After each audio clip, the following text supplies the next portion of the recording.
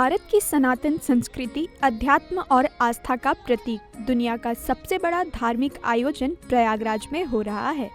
करोड़ों साल पहले कुंभ से गिरे अमृत की तलाश में श्रद्धालुओं का रैला गंगा, यमुना और अदृश्य सरस्वती के किनारे खींचा चला आ रहा है। मकर संक्रांति पर श्रद्धालुओं ने जैसे ही डुबकी लगाई, त्रिवेणी संगम की बूंदें ऐसे छलक उठी मानो कुंभ से अमृत छलक उठा हो।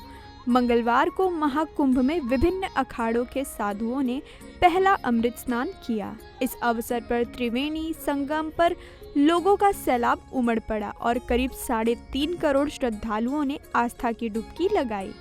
महाकुंभ में अधिकांश अखाड़ों का नेतृत्व राख से लिपटे नागा साधु कर रहे थे, जिन्होंने अपने अनुशासन और पारंपरिक हथियारों की महारत से दर्शकों को मंत्रमुग्ध कर दिया। भाले और तलवारों को कुशलता से चलाने से लेकर जोश के साथ डमरू बजाने तक उनके प्रदर्शन सदियों पुरानी परंपराओं का जीवंत उत्सव थे। महाकुंभ में पुरुष नागा साधुओं के अलावा महिला नागा तपस्वी भी बड़ी संख्या में मौजूद थी। महाकुंभ का पहला बड़ा स्नान सोमवार को पौष पूर्णिमा के अवसर पर हुआ, जबकि अखाड़ों या हिंदू मठों के सदस्यों ने मकर संक्रांति पर अपना पहला स्नान किया। श्री पंचायती अखाड़ा महानिर्वाणी और श्री शंभु पंचायती अटल अखाड़ा ने सबसे पहले अमृत स्नान किया। आपको बता दें कि महाकुंभ में 13 अखाड़े भाग ले रहे हैं। अमृत स्नान के दौरान श्रद्धालुओं पर हेलीकॉप्टर से गुलाब की पंखुड़ियां बरसाई गई। महानिर्वाणी अखाड़े के महामंडलेश्वर चेतन गिरी महाराज ने कहा कि प्रयागराज में हर 12 साल में पूर्ण कुंभ का आयोजन होता है, लेकिन 12 पूर्ण कुंभ के बाद 144 साल में एक बार महाकुंभ होता है।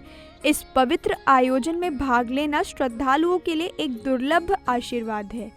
महानिर्वाणी अखाड़े के 68 महामंडलेश्वर और हजारों साधुओं ने अमृत स्नान में भाग लिया। निरंजनी अखाड़े के महंत रविंद्रपुरी ने बताया कि निरंजनी अखाड़े के 35 महामंडलेश्वर और हजारों नागा साधुओं ने अमृत स्नान में भाग लिया। पूर्व मंत्री और निरंजनी अखाड़े की साध्वी निरंजन ज्योति ने कहा कि घाटों पर युवाओं की भीड़ सनातन धर्म में गहरी आस्था का प्रतीक है। जब भी सनातन धर्म को चुनौतियों का सामना करना पड़ा है, युवा और साधु संत इसके बचाव के लिए आगे आए हैं। वहीं निरंजनी और आनंद अखाड़े के बाद जूना अखाड़ा, आवाहन अखाड़ा और पंचांगनी अखाड़े के हजारों संतों ने अमृत स्नान किया।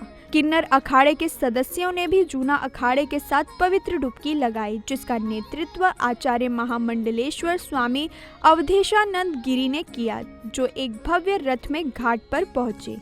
उनके पीछे नागा साधुओं का समूह था और भाले और त्रिशूल लेकर नागा साधु अपने शरीर पर राख लपेटे हुए कुछ घुड़सवार घोड़ों के साथ एक जुलूस में शाही स्नान के लिए आगे बढ़े।